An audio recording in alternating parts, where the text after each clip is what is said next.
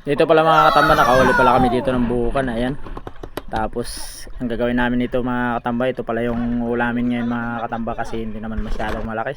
Ayan, dito na mga katamba, hinihiwa na yung isda. Ayan mga katamba. Wow! Libre na naman pang ulam mga katamba. May baw pa na nahuli ngayon mga katamba. Ayan. Tapos dito mga katamba, ayan, may pusit tayo na hinalo ngayon mga katamba. Yan ang ulam ng mga tamba boys. Wow! Ulam ng mga tamba boys. Ayan, dito na pala mga katambay, ginisa na yung pusit. Ayan mga katamba, gisang adobo. Ayan, tinitimpla na, nilalagyan na ng asin ng kasama ko ngayon mga katamba. Yan ang ulam ng mga tamba boys ngayon mga katamba. Yan ang ulamin namin ngayon.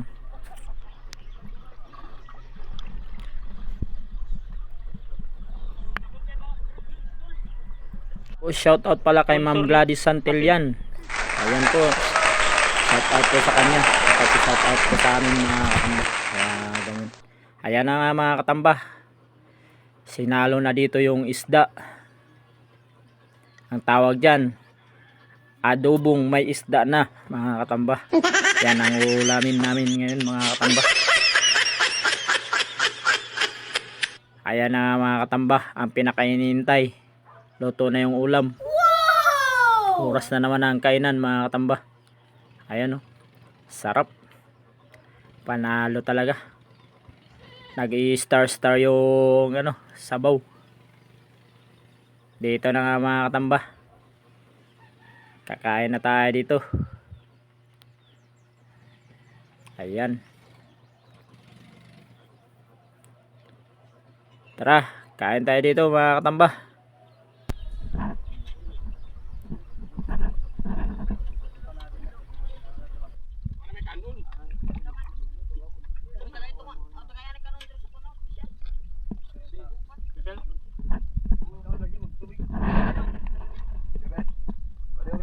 Fiesta na naman.